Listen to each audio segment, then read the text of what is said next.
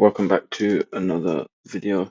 Today we're going to be going over high impact news trading, and I've broken it down into some simple steps you can see here. Number one is identify a clean higher time frame draw on liquidity. So before we go into this, let me just show you. I called both the euro dollar and the New Zealand dollar FOMC shorts in my Discord group, which is absolutely free. The link's in the description, so make sure you check it out. As you can see here, I said I wanted to see shorts from the EQ of the H1 order block body, and we did just that. And on euro dollar, I said I wanted to see shorts play from either this level as a possible Tuesday high of week, or I wanted to see a push higher into this 15-minute range to then continue the sell-off towards these equal lows. You can check the date and time, as you can see. So these were called live, and it's no hindsight. So identify the clean higher time frame draw on liquidity. On the 4-hour time frame, you can see here we have these equal lows, which is our sell side liquidity. And we want to identify if price is currently in premium or discount. So in relation to our range, we can see we are currently trading at a premium price.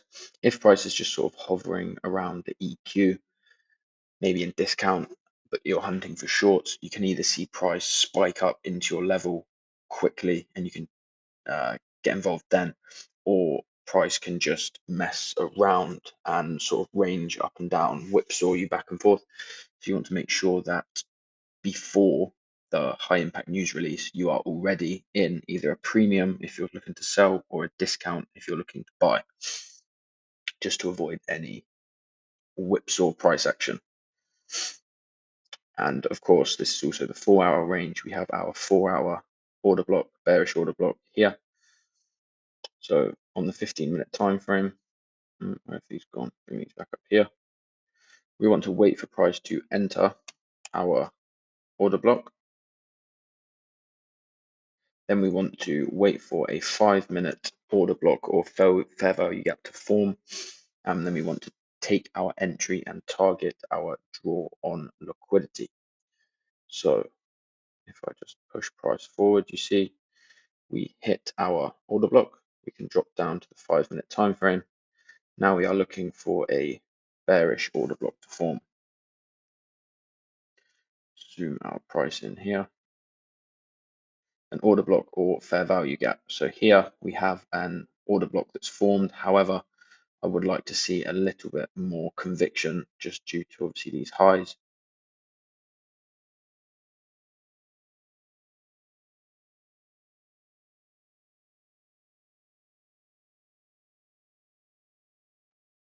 So here we get our fair value gap.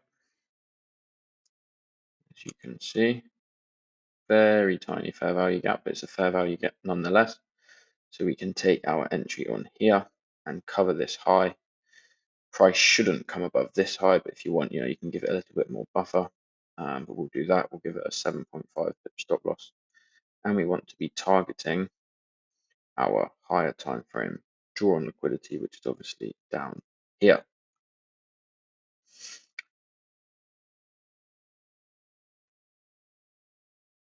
And the high impact news hits, taps us in, and absolutely dies.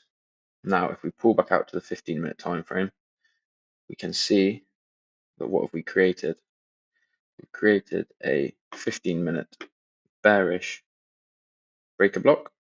So if we are hunting for a scale-in opportunity, we can potentially do this here. We can take our entry either on the open or the EQ. Let's go the EQ just because then we can refine our stop a little bit more, and we shouldn't come up above here. You can cover this candle too, just in case. And we also want to be targeting our higher time frame draw on liquidity down here as well. Price then comes back, tags us in, and runs to our higher time frame objective, all while following a strict risk protocol, an easily manageable step-by-step formula to get in and out of these trades. And as you can see, we netted 12, almost 13R plus 8R, 20R on a FOMC day. That's the EU trade that I forecasted and outlined in my Discord. And now I'll just run through the NZD USD trade. So again, as before, we're going to define our range, which as you can see before the news, we are trading in a premium market. Another thing that I think I forgot to mention is you want to make sure that you are trading from a run on liquidity as well. So as you can see here, we took wherever it is, we took buy side liquidity here and we displaced to the downside very sharp and aggressively and correcting back, building a ton of sell side liquidity to target down here. So if I just pull our rules over, which are gone, but nonetheless, I know the rules, so don't worry about it. So we've hit our point of interest that we're interested in taking entries from. So we can drop down to either a 5 or 15-minute time frame. Just for actually this example, I'll use a 15-minute time frame. We want to wait for either a valid order block or fair value gap to form on the 5 or 15-minute time frame. As you can see here, we get a 15-minute order block that forms plus a 15-minute fair value gap. For the sake of the video, I'll just mark them both on. In this instance, I would be more interested in using the order block. As you can see, it does look like it holds most of the volume. And we would just either, you can cover this high here, 14 pip stop loss is not too bad, but this is a typical reversal pattern. We have a sharp move in and a sharp move out. So reasonably speaking, we shouldn't come back above this high once we close the low, this giving us the change in state of delivery. And we want to be targeting our higher time frame draw on liquidity, which we have these equal lows on the 15-minute time frame. If we go out to the 4-hour, you can see we just have a ton of sell side liquidity built up here.